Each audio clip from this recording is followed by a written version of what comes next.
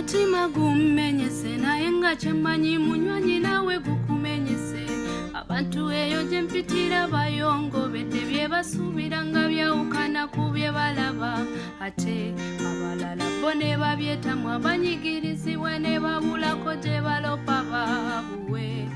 Gye wandibadde olopera kibeera kizibu okufunayo bwenkanya, kugamba nti tosigala wansi ensi bwe kusuula, situkawo mangu tutambule mu nsi teri kyangu, lugendo luwanvu situka tugende mu maaso, situka tutambule. Olutalo bwe luba luwedde abali baawo kino mukijjukiranga nga mwambadde engule nga muyingira mu Uganda empya, temwerabiranga okuwa ekitiibwa, okugunjaawo ekitiibwa oba omudaali ogunajjukiranga omukyalo ono, omukazi mu bakazi ate nga muzadde. Amakulu g'omukazi aguma yono Nakaliika bwe tuwanuuzaako nti yaliika engabo n'agikiza abasajja, yono eyeekwasa mukazi munne maama Maria, era bwe yavangayo nga sapule ye temuva mu kifuba. Yono eyayimirira mu basajja n'abasooloobamu, bonna be yatoba nabo, bonna be yatabaala nabo, bonna be yatulugunyizibwa nabo, n'abafuula abambuti, n'abafuula bonna kampiginya. Ono gwe muti ogwa Oliver ogwasukkuluma mu kibira kya People Power, mu kibira kya National Unity Platform. Yanywerera ku mazima, mu kufaana obutanyagwa, mu mwoyo ogumu n'emmeeme emu, neyeewangulira obuzira. Ye ba Olivia Lutaya mu nsi mwebali, ekizibu kyabwe si bangu bakuzoola. Tukukulisaayo Olivia Lutaya, weebale kubeera mukazi muzira, omuvumu, omumalirivu, atakyukakyuka so nga ate munnankyukakyuka. Moze Radio lwe yafa, promoter omu yagamba amawulire gamusanga mu Bende. Muddeeyo video gye buli ku YouTube. Omanyi abantu mwogera ebintu mu kamera mulowooza twerabira. Bona omwana gwenda byakapositinze. Promoter omu yagamba amawulire g'okufa kwa radio gwamusanga mu Bende. Washington yakola statement n'agamba nti Moze Radio lwe yagwa. Yakubira promoter n'amugamba mbu jangu onsange ku ddwaliro. Jangu onsange ku ddwaliro. Era baatwala omugenzi nga balaajana baba mbagala okutaasa obulamu bwe ne basanga promoter nga abalinze ku ddwaliro. Naye ate ku mawulire ga TV bamugamba omuli gakusanzibwa yagamba gansanga mu Bende. Promoter muntu muzibu nnyo oyo. Mumulaba kwogera mpwa naye muntu muzibu nnyo. Baleese olwo omulwadde, omugenzi leediyo yeefuga omulwadde. Nkimanyi ne yakuba ebifaananyi bya leediyo eby'omu ddwaliro alina okuba yasiitaano kikuba, tokkirizibwa yingirayo. Era ssebo promoter paka we yatulaga bana ye n'atubi. In fact promoter yatubikira n'otubikira si basawo. Fo tutegeeza nti afudde. Kikyentegeeza ti promoter yeesiba mu ddwaliro okuva baleeta omuyimbi oyo mpaka kutuka nga yeefuza omuyimbi n'omulambo n'atuuka n'agwefuga. Awulidde. Naye kikyentegeeza promoter y'omu ono nze mugoberera akola ebintu. Jakoleko ku muyimbi omwe yatta omuntu n'amugamba ngenda kukuyamba fayiro ebulewo. Kuba ebiseera bye yali akolanga konsati z'edda. Kati promoter ono natta ddiru n'omuyimbi njize nsobola obuzaawo omusango kuba ali connected promoter newa Museveni atuuka ebeera simu nenga babuzaawo fayiro y'omuyimbi oy'okutta omuntu. Naye nga ebuliddewo kawaayiro nti ojja kunyimbiranga. So promoter yoberanga ne bulaaleraalo obwo muhoozi ngenda kubiyimba bwa biki omusajja bambi abadde ayimbira bwereere. Olwa fayiro zino oba endagaano ya lubeerera simanyi. Naye mukyo omusajja aluzinze respect omuyimbi, omusajja aluzinze emikwano, takyetegeera wasanga wayambala, family yasasika, ali awo tabitegeera ne promota yalaga nti estate wadde omuyimbi ono gyalimu mwengendo muvugira mpaka wolifa nkusuula eddalu ye promota era abakozeeko ne promota oyo Washington yali mukwano gwe n'okumanya okufa kw'omuyimbi kwaffe moze radio kwali tekutegeerekeka okuva radio we yafa mpayo hiti song Washington gye yali akubidde omuyimbi yonna okuva radio we yafa drop a hit song Washington gye yali afulumizza okuva radio nga afudde n'etutumuka nkulaga ebisirani byojja ku promota oyo guno gwenkula ogw'okubeera nti ndi buloga nalina muto wange gwe nainspire bamuyitanga Ashibaga Kato aliridda watu jamusanga yeyogeza ntabula ennyaanya naye njikuba empiso nezaala omuyembe bwe nkwata omuyembe ne ngukuba empiso guzaala Sibanyika Cartoons bebibuuzi byaddamu ali ku mata yasiimuuka naye yatandika mpolampola ng'amusendereza amuwadde laputopu mbegera Kyagulanyi amputte lwakitula bw'atyo nkulaga okulagana n'omusajja oyo byojjayo byojjayo kaakati waliwo eyakalaba omusajja oyo ng'ate abadde muntu waffe njagala mmulabula mukoledde vidiyo eno nti mukulu saanya emisinde gy'odduka muganda ngette ebigere ta ebigere balamu akuvuga sipiidi nkulabye akwambaza essuuti ono naye nekanye agwambaza galubindi za luyandi zimanyi luyandi vitoni onekanekanye okubya ebugatto bwa Chanel onekanekanye kati oyo yebbalamu alina statement zakugamba oyogere zozoogera osooka n'ozoogera ng'oli muwambe munnaaye twanyiiga twamanya munnange osanga oyagala kusanga abaana osanga oyagala kusanga mukazi kale dda okkiriza eddembe lyo kooligule ne bw'onoofuluma tojja kukyusa ndowooza na kikuli ku mutima kati nga bw'oli ebweru mukulu saanya kikyentegeeza olina right olina choice ku biki by'oyogera okujjako ng'ogamba osula mu mitale balakisi nti wobyogera ng'oddewo ku mmundu nga bakutereka ne bw'oba omanyi olina abaana abo n'omukyala buli kyoyogera olina choice kikyentegeeza bw'okola statement zino wammanga ndi Kyagulanyi yasimanya tuwa ssente tugule amafuta twokya abasirikale ekyo kikolwa kya butujju balamu akusomedde nti kyogere kipindi Kyagulanyi naye onooba tosobodde kukikakasa abantu nti Kyagulanyi yakutuma oyo kyabasirikale simanyi mubalukenga bomu statement yonna gy'okola esigala ku ggwe politics bw'abeera muganda wange saanya ojja kugamba mbu simanyi mwatiikinga obululu nga tolina vidiyo yonna oba evidence nti Bobi Wine akutuma statement esigala ku ggwe kitegeeza bagenda kufuula omuyimbi oli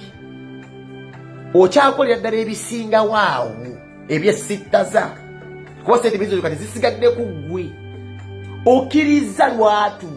nti obikoze gwe nga gwe nti wabikola regardless wa Kyagulanyi ye alina balooya be mugenze mu kooti n'abawangula gwe gukusigaddeko gwe wakkiriza ogukola muganda wange statement ng'okola nnyingi lwaki tokendeezaako gwe tolaba mbu statement zino bw'onootuuka mu maaso bagenda zikutunuzaamu nga muli babiri n'abakutuma muganda wange olina sigida wano oli musajja musiraamu abasiraamu basibe bababuzaawo Jona Lubi babaseeka babajja ku mizikiti babavuga mu drone naye kati gwe oyinza okuŋŋamba nti Bobi Wine wali weenyumirizaamu ne NUP bakukyusizza oyogera ebyo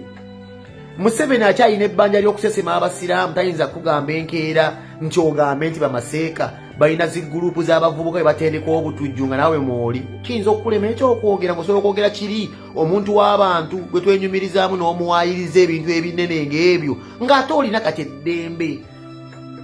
kikyentegeeza ng'omuntu olina eddembe tolina right okwesalirawo muganda gwe baakusiba naye alaze ekyenjawulo omuntu bw'akusiba n'akwolonera ebiseera tokisobola kudda ne tokyusanga ndowoozayo Olivia Lutaya alina kyakoze ku terofayina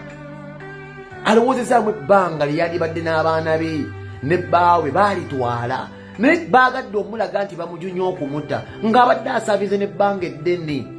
closest we balina omutta ate bamulaga nti no baagala bakubira emizira nti bamuyambye obuyambi okufuna eddembe omukyala akiganye ensonga ne statement akugambye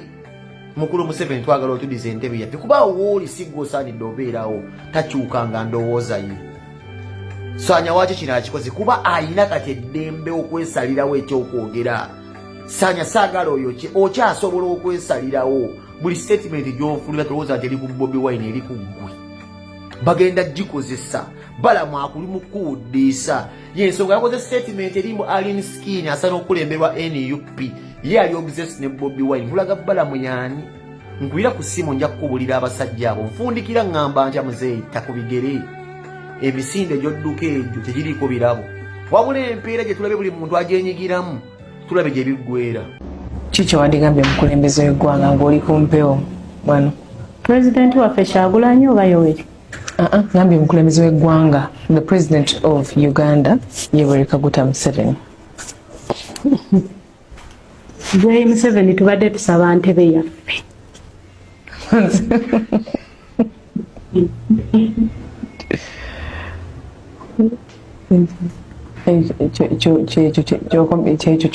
twagala ntebe yaffe ate okumwebaza kubanga he pardoned you guys era ne babata bulungi nnyo emisango ne babasonyiwa emisango bandindese n'enkola emyezi gyange esatu ne weeks 22 ze bampa naganadde nfuluma mu January nakola emyaka 4 tugenda mu December wali January mbadde nfuluma kisonyiwo sikyetaaga kuba nali nakikolerera sina kyakwebaza mpozi okwebaza ekitegeeza wandisobodde okuguma paka January mpozi okwebaza President waffe Kyagulanyi Ssentamu Robert yebala okutubeererawo kutulabirira tukyali ku saidi ye nze nkyali ku saidi ye paka akati Olivia Lutaya omulaba Olivia Lutaya is a true definition of an iron lady. Olivia Lutaya ali adi solid ono mulalamu basegera kati no nyeko okuna ebigambo bino zuku kawera alikirire omulabo oyo tumuleeta woli wetwagala Olivia Lutaya ebibawo sasimanyi bawansalako ebisago ebisawo obisibeko Olivia Lutaya talina musango gwe yazza ne banne woli awo wetwetaaga Olivia Lutaya asooka weeraliikirire nnyeko ng'obudde bukyali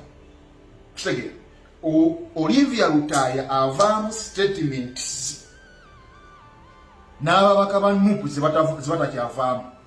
atunudde mu kamera n'agamba Museveni twetaaga entebe yaffe Diyo wasembayo kuli MP wa NUP nga banja obukulembeze avuddemu ebigambo byebatavaamu ategera bali mu kubala 226 bakampoomedde batunulidde 226 omwana avuddemu statement kati nno wajja kinsesezza balamu ne banno balamu obeera ng'olowooza nti eriyo olunaku lugenda okukya Olivia Lutaya aveemu ekigambo ekibeebaza osaaga musaaga talina kigambo kyagenda kuvaamu Olivia Lutaya nga abasinga akazigo tekiriimu era nalabye nina akatambi kendayo waliwo omunyarwanda omu asamotolofaki munyarwanda tumanyiddwa nnyo abanyarwanda ba nina omugwagwa omu waliwo akagwagwa kali okosimanyi keeta simanyi ka president ka TikTok kalina omutwe gukalinga ensuulu bo balowooza munnange Museveni ne mutabani we be basalawo era be mateeka mu ggwanga eyitibwa Uganda mulabye avaayo ayasaamirira ti Museveni yingira mu nsonga bweziti ne muboozi kubanga mumwina ekisembayo naye ebigambo abantu bano yeboogera bituyamba okubeera nga ddala Abannayuganda mutegeera kiki kyetugezaako bagamba nti amateeka mu ggwanga Uganda tegaliimu eggwanga Uganda lyawambibwa era bituyamba okubeera nga Abannayuganda mutegeera nti amateeka oba abalamuzi tebakyakola mulimu gwe balina kukola it is a one phone call far away namugala kati kola kino naye ng'omulamuzi tagoberedde kikyalina ateekeddwa kukola kati oyo musiru simanyi oba akimanyi nti gavumenti erina amasiga asatu. There must be doctrine in separation of powers. Buli siga lirina okubeera nga lyetengeredde. Teri siga executive erikuliwa Museveni kubeera ate nga livaayo liyingirize essiga ya judicial mukulaba oti mwami Museveni ovaayo okupadoninga omuntu alina okubeera nga ali convicted oba ng'asaliddwa omusango nti ogenda wakwebaka eruzira oba ebbanga bwenti nituyinza vaayo ogamba nti Museveni yinemuwa osimira mu nsonga bweti kubanga gwasalawo ngaani ne banyalonda mwenga mumanyiira era nalabye Gashumba avaayo awalampa Olivia Lutaaya bwe kakati Museveni wanadamu ne bakwatirako mu kantu kati niwe kati ojja kitegeera Museveni yaani nti muyeekera yaani era zonna statements zibavaamu zituyambira ddala okutegeera era zituyambira ddala bannayuganda mutegeere buli kyo kitwogerako onfuna Olivia Lutaaya yazza musango ki era mubyayogera Olivia Lutaaya yavumye ku mwami Museveni kikyamwogeredde ekibi bwe Gashumba bwe weeweyinga n'Olivia Lutaaya mwenkanankana ng'olina emisango egy'obubbi obufere gwe wa ddembe okwogera ng'osesema Olivia Lutaaya alina musango ki ebintu byonna bijweteke tebiriikyo byakisiwo ebyamusibwako and as a matter of fact yasavinze era kugambye mukana akatamize nadde sitaga kusonyiyibwa omuntu akoze emyaka ena olina kyomugamba naawe olaba kumuwa padoninga ebulayo omwezi gumu simanyi ne wiikisi bbiri. Tanya muganda wange speedi nga nnene ze ndabanga gwagenda okutomera otuuke n'okwegomba Olivia Lutaaya aba bakuweererezza ne beweegulamu babuuze ku Ashibaaga Kate yakusooka okulaba omusana obabuuza achievement zaalina okuva lwe yajjamu NRM obabuuze ne waali kuba tebamanyi. Nsaba obambuulize kuone yagamba nti Nuupu yamwokya ate gavumenti yanjokya gobabuuze. Saanya my brother kituufu kulika yeruzira osobola okubanga awabisibwa naye abantu abo tebakutwala supiidi ffe tubakoledde tubaagadde naye wadde okukiina olugendo nti minisita gundi agenda bweru jangu totambulemu mmye nkubuulira tubaagadde wadde akasimu nti munnange olwanye naffe oli otya wasuza otya mmye kati nkubuulira era nkugaziyiza ekifaananyi wajjoze. Saanya my brother wenteteggula empola kituufu osobola okubanga wakyuse nendowooza example zikumala okutegeera wajjoze omanyi ge mazima gembagamba alina mmene mujja to attack me nenda mu amazima mugamanyi mumbuulira Ashibaaga Kato yaddawa yaddawa abaana bano baba basazeewo ne bajoyininga pati bannanga abaana bano baweebwa ebimuli byabwe mwete mumanyi kiwulikika ku ground wano kugamba nti towagira muganda munno abamu ne famire zaffe zaatwegaana tulina we tukyama nga wabulaazawo naye nga tebakugulira lujjaite eriyo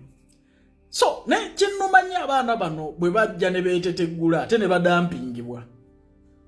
kuba eno yenkola y'NRM bw'omala okwererejja ng'awo bakuta baagala nnyo atannayogera kuba oba tenneerabisa era kati fokasi yaabwe bali ku Olivia Lutaaya si ggwe Saanya nkubuulira kyova laba gwe osobola okufiirwa ennyo Olivia Lutaaya n'afunamu nnyo nga naye ate azijja mu gavumenti okusinga ggwe ekitegeera. So my brother Saanya mbadde nsaba ogoyinga essiro kwatamuko ku break katono bw'omala okwakiivinga ojjawo obujulizi ze sigaana pate tugiwagire naye njagala omanye abantu abagirimu njagala omanye abantu abagirimu ge mazima ate era bye biganya abaana okuwagira pati problemu si pati naye abantu bye byange Saanya kuba Jose gyendi that's what I can tell you. Abalungi abatuwuliriza era abatulaba olunaku olwaleero tukyaddeko ewa Sheikh Ashraf Dembe. Sebo sanyusa okubalaba. Amannya agange Seeka Ashraf Dembe akola ku bizibu by'enjawulo. Omuntu singa aba alina ebirwadde musomereddwa tunywa amazzi ga lukuya nga bw'obadde ogalaba tugenda abantu ku kyoto ne twokya emizimu emibi egibabaamu n'okulomba edduwa abantu singa abeera ng'ali wano atuuse nsobola okumulombera edduwa ne waba atatuuse nga mpadde amannya ge naye ng'ali wala neetaase enamba yange yeeno eri 0707363711 nammwe bannyinaffe abali ebweru oyagala okuba nti oyagala okulombera ku dduwa ng'olina ebizibu viza zibuze amaka gakolongotana sente zikola zimpita mu ngalo ojja kumpeereza ekifaananyi kyo n'amannya go ebyo byokka bijja kummala nja kukulombera edduwa ojja kutereera olunaku olusembayo mu mwezi mba n'edduwa eyawamu ffenna n'abalwadde bange abakadde n'abapya. Salaamu alaikum warahmatullahi wabarakatuh.